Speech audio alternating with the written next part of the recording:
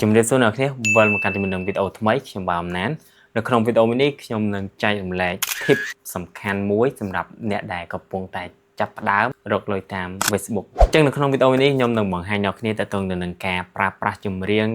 ផុសនៅក្នុងកម្មវិធី Facebook ដ៏អត់ចូល copyright ទោះបីជាយើងមិនបានទិញកម្មសិទ្ធិឬក៏ប្រើប្រាស់ license ក៏យើងនៅតែអត់ចូល copyright ដែរហើយវិធីមួយនេះគឺ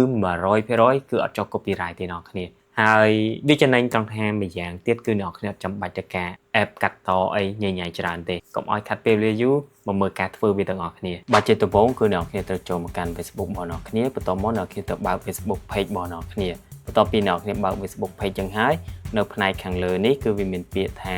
stories និង reel អញ្ចឹងយកពាក្យថា reel បន្តមកគឺវាមានកន្លែងសញ្ញារូបវីដេអូមានសញ្ញាបូកមានដាក់ពាក្យថា create reel អញ្ចឹងយើងចុចកន្លែងហ្នឹងមកតមកអ្នកគ្នាទៅរើសវីដេអូមួយណាដែលអ្នកគ្នាចង់កាត់តវាចឹងទៅអញ្ចឹងឧទាហរណ៍ថាវីដេអូមួយនេះខ្ញុំចង់កាត់តវាអញ្ចឹងអ្នកគ្នាគាត់នឹងចូលមកកាន់វីដេអូមួយហ្នឹងហើយអ្នកគ្នាឃើញពាក្យ edit នៅផ្នែកខាងក្រោមអញ្ចឹងយើងចុចយកពាក្យ edit នៅផ្នែកខាងក្រោមហ្នឹងមកតមកអ្នកគ្នាឃើញហើយវាមាន3ប្រឡោះចឹងទៅប្រឡោះខាងលើសម្រាប់វីដេអូរបស់យើងប្រឡោះទី2សម្រាប់ audio ប្រឡោះទី3សម្រាប់យើង add អក្សរចឹងទៅអញ្ចឹងនៅក្នុងប្រឡោះទី1គឺអ្នកគ្នាអាចកែតម្រូវបានដូចជាការកាត់វាចឹងទៅការ crop វាចឹងទៅអញ្ចឹងបើសិនអ្នកគ្នាមានវីដេអូរបស់អ្នកគ្នាចង់ត3 4វីដេអូអ្នកគ្នាអាចចុចសញ្ញាបូក add នៅកន្លែងនេះហើយយើងចូលទៅយកវីដេអូរបស់យើងចឹងទៅអញ្ចឹងខ្ញុំអត់ចាំបាច់ទេដោយសារតែវីដេអូរបស់ខ្ញុំគឺខ្ញុំបានថតវាតែមួយប្លង់ទេគឺខ្ញុំអត់ថតវាច្រើនទេតោះមកខ្ញុំទៅការ add ចម្រៀងអញ្ចឹងចម្រៀងអ្នកគ្នាអាច research បានអញ្ចឹងណាអ្នកគ្នាអញ្ចឹងដូចចម្រៀងរបស់ខ្ញុំចង់ដាក់វាទៅនឹង review អញ្ចឹងខ្ញុំចុចទៅលើវាចឹងហើយបន្ទាប់មកខ្ញុំត្រូវរើសចម្រៀងណាដែលខ្ញុំចង់បាន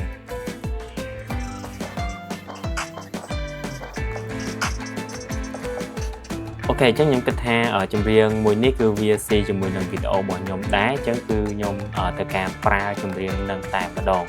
អញ្ចឹងបន្ទាប់ពីយើងប្រើចម្រៀងនឹងហើយយើងអត់ចង់ឲ្យទៅលើចម្រៀងរបស់យើងវាលើខ្លាំងពេកអីទេ